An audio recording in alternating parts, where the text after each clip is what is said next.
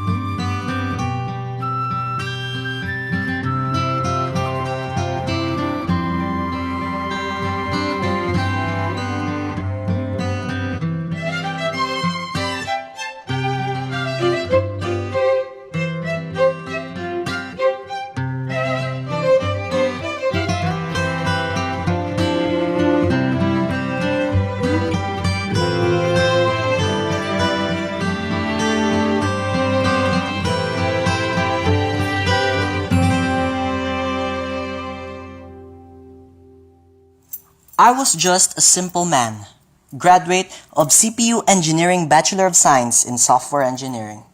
I had a simple college life, and once I graduated, I struggled and finally was able to have a stable job at a big software solutions company.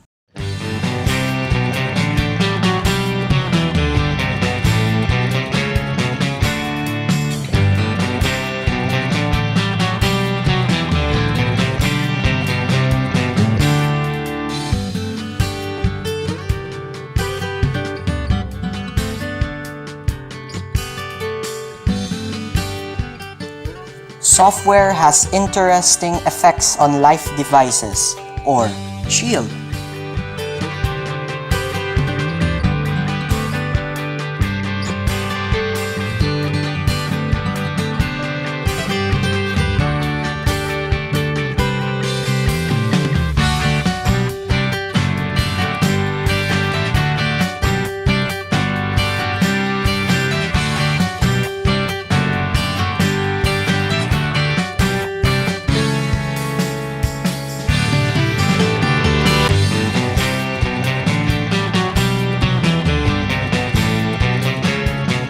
I was one of the best employees of the company, loved by many and relied on by others. But I was stuck with my position as a developer, so I dedicated myself to being better at my job and have hopes that my boss would notice me.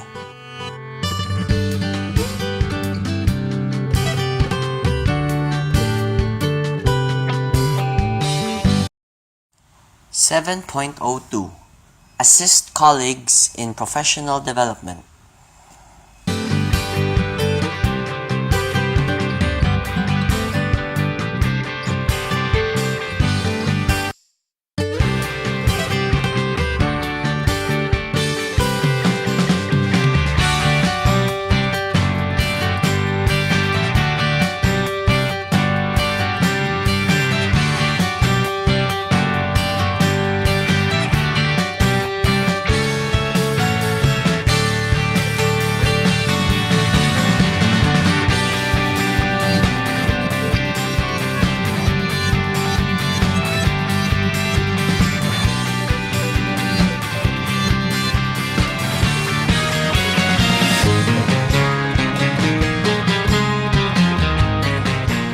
After years of working under Shield, my boss finally gave me a promotion. I was to lead my own team in developing the new flagship product of Shield. It was a new experience for me, finally being able to lead a team.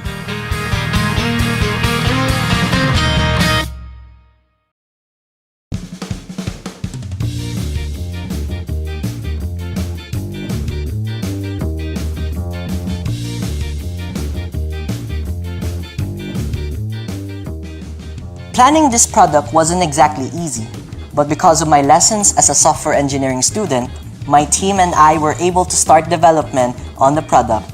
Easy peasy.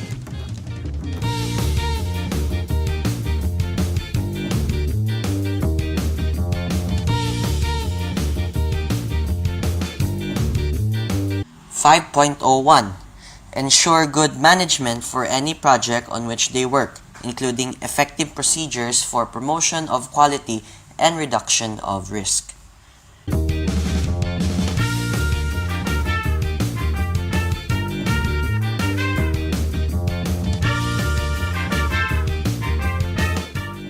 Little did I know that someone in my team had a dark secret.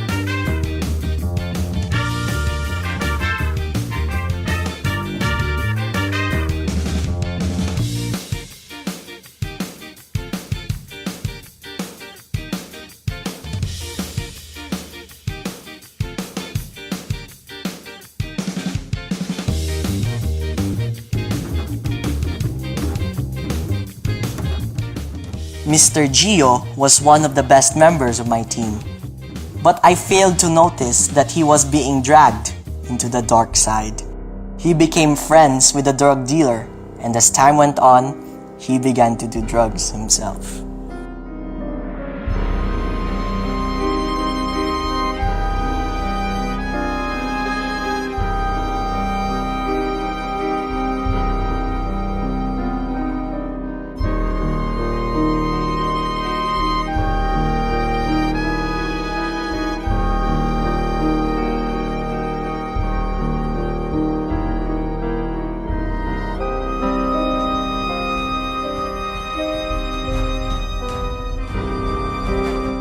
Because of the continuous use of drugs, Mr. Gio's mind began to be corrupted. He would come to the office and suddenly have fights with other members of my team for no reason.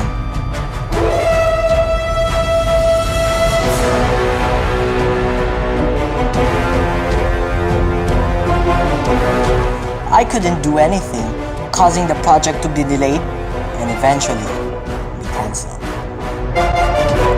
2.06 Identify, document, collect evidence, and report to the client or the employer promptly if, in their opinion, a project is likely to fail, to prove too expensive, to violate intellectual property law, or otherwise to be problematic.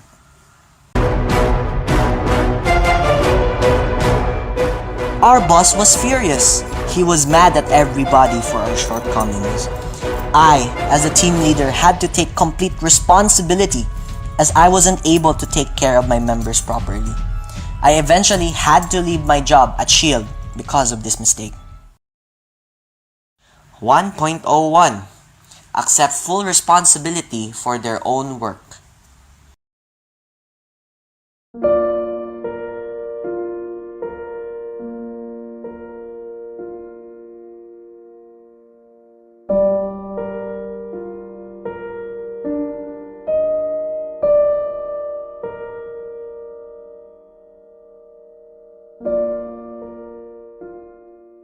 Unemployment was not good for me.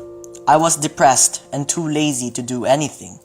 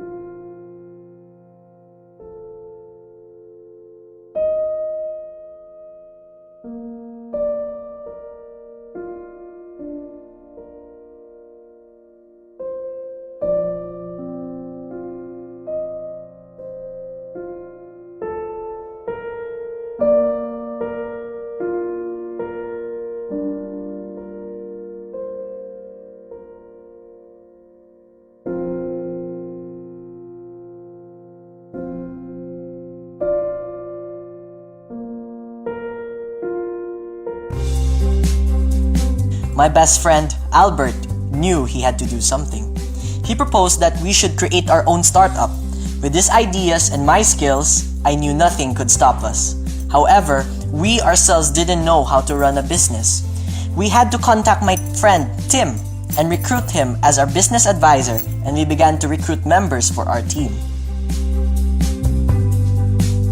7.08. In situations outside of their own areas of competence, call upon the opinions of other professionals who have competence in that area.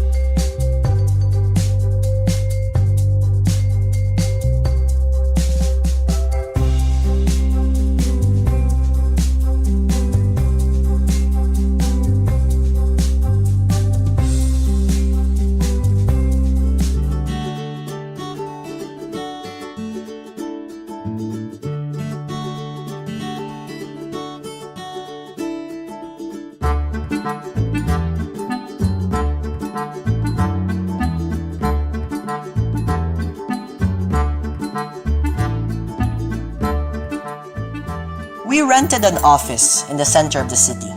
It was a nice place, perfect for development, and I am sure that the issue with drugs last time would not happen. 6.01. Help develop an organizational environment favorable to acting ethically.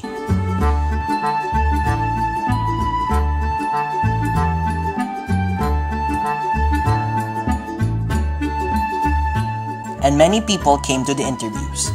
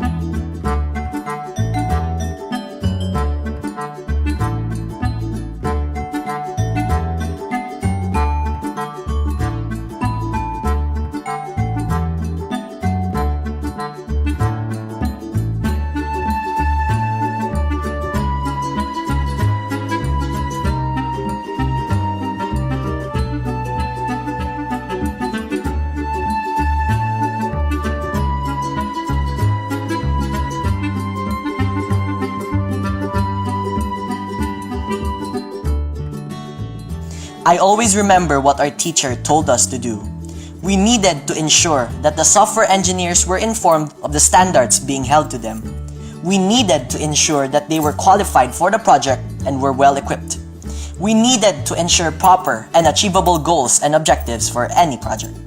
My employees should fully understand the specs for the software on which they will work on, and many more.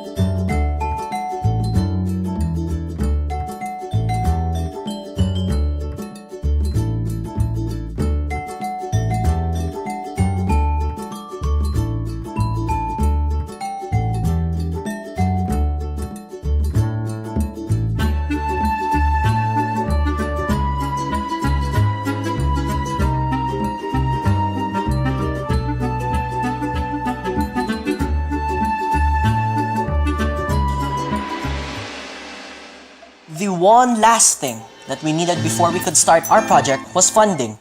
We turned to the net and researched of the top investors that are currently living in Iloilo. Mr. Aaron, Mr. Chrisley, and the duo, Mr. Michael and Miss Pia.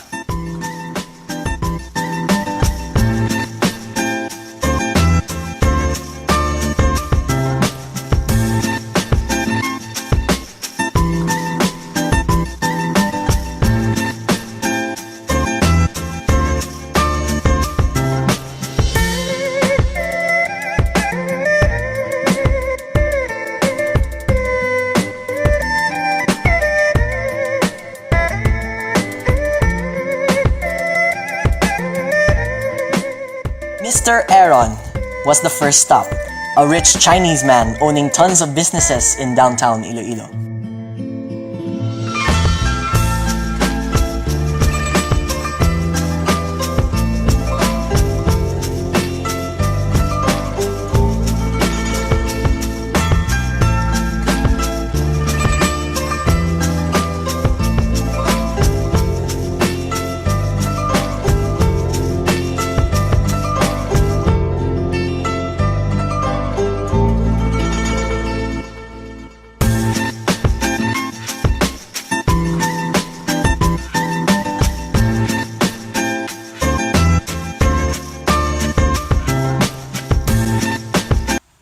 .07 Be accurate in stating the characteristics of software on which they work, avoiding not only false claims, but also claims that might reasonably be supposed to be speculative, vacuous, deceptive, misleading, or doubtful.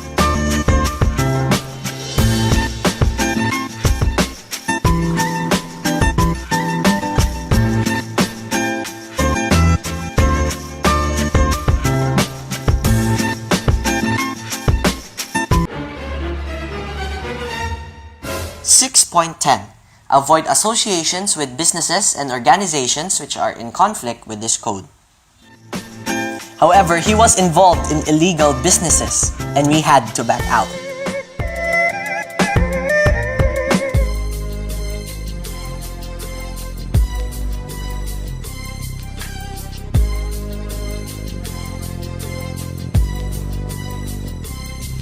As I walk through the valley of the shadow of death, I take a look at my life and realize there's nothing left. Cause I've been blasting and laughing so long that even my mama thinks that my mind... Mr. Chrisley was next.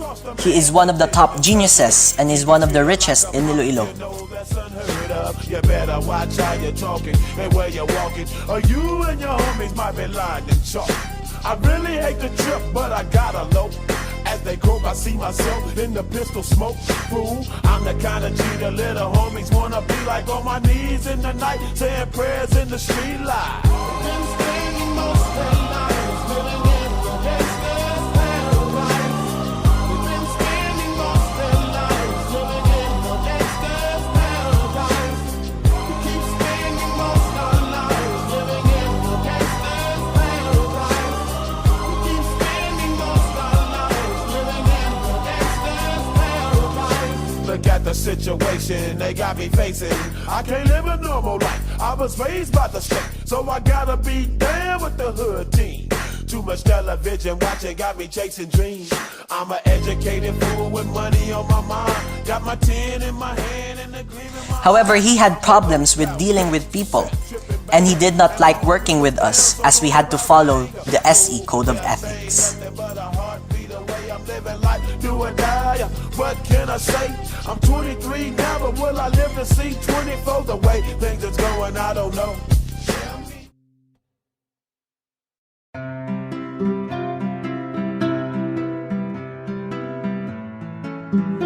Lastly, Miss Pia and Mr. Michael were just two friends who have lots of money to spare.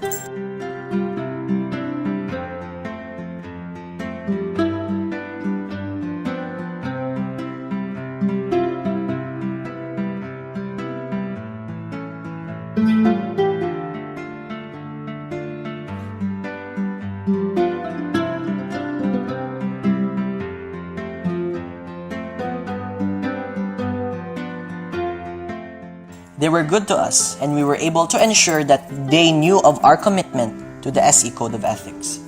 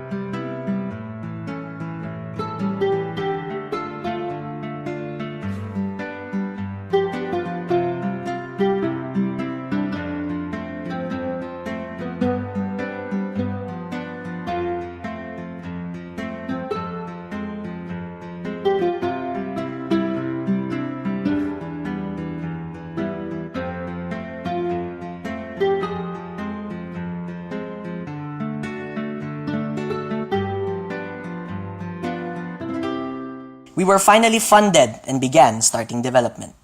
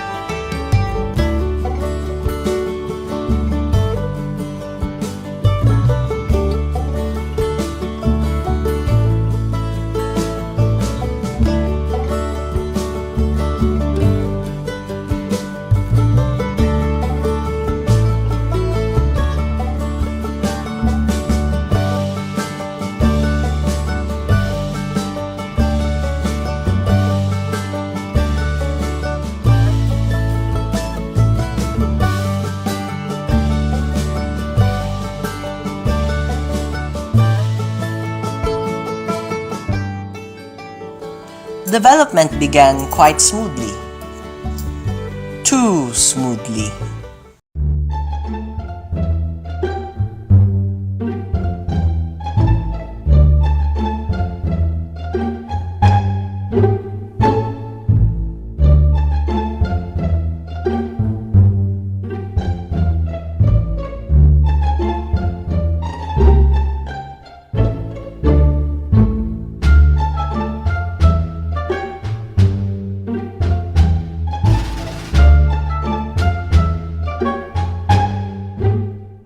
I thought everyone who I hired were good people, but I had an employee who was bribing others to do other stuff that would be detrimental to our work.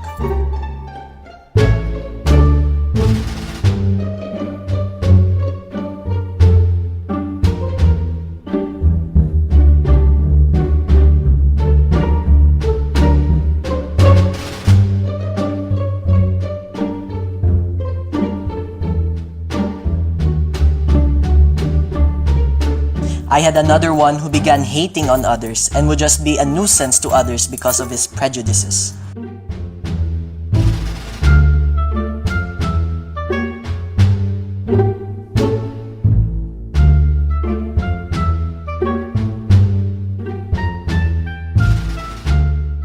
I knew I had to do something, or else history would repeat itself.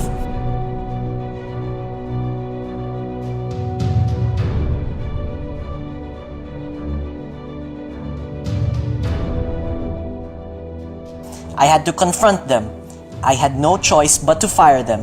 If I were to keep them by my side, the project will just fail again, and me, as a software engineer, had to follow the code of ethics, and both of them were violators of this code.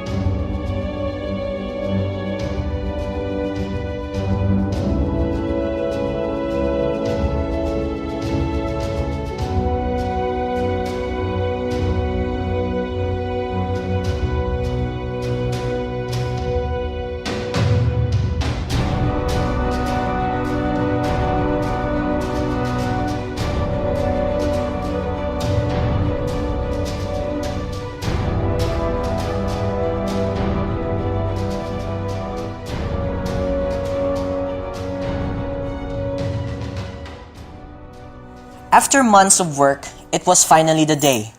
TechCrunch Disrupt, spearheaded by my tech genius Tristan Mallorca.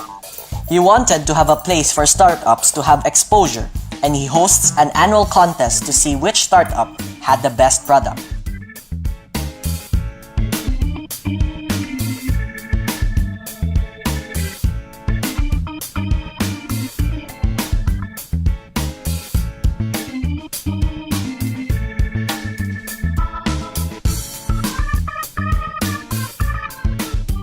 Many familiar faces were there in the event.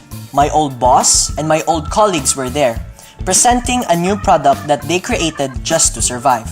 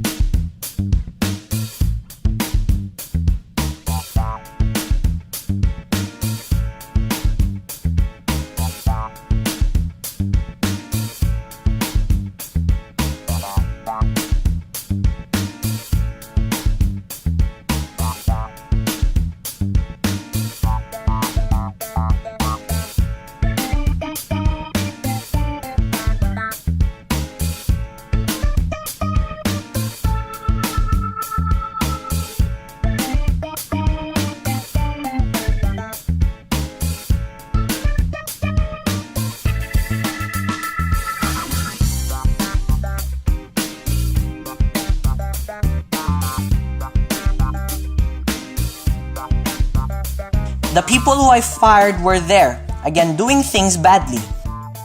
Even our investors were there. They had to ensure that our startup had a product, or else they will pull our funding and leave us bankrupt.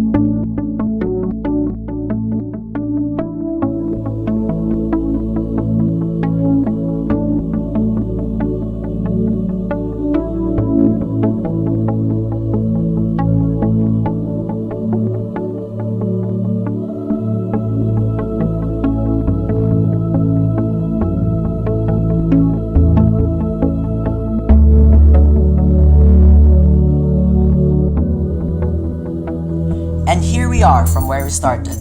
Me getting super nervous from seeing all these familiar faces. But I can't stop here. I didn't struggle all these years just to fail again. I knew I had the support of my team, and I knew that all these experiences and hardships were just a stepping stone for me to achieve success.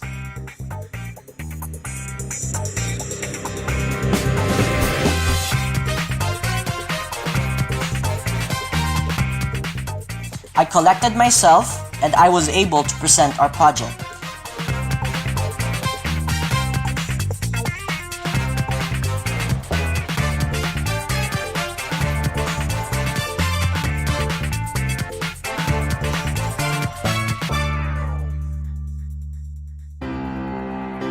And much to our surprise, we won! All our hard work was rewarded with all the glory.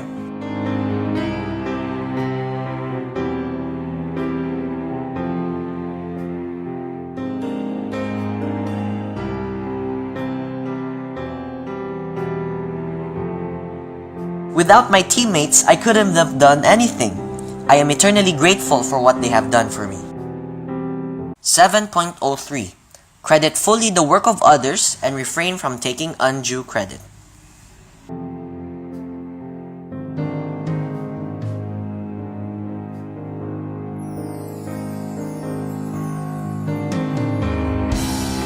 There are many things left to say, but I suggest end here. Just remember, perfection is achieved not when there is nothing more left to add, but when there is nothing more to take away.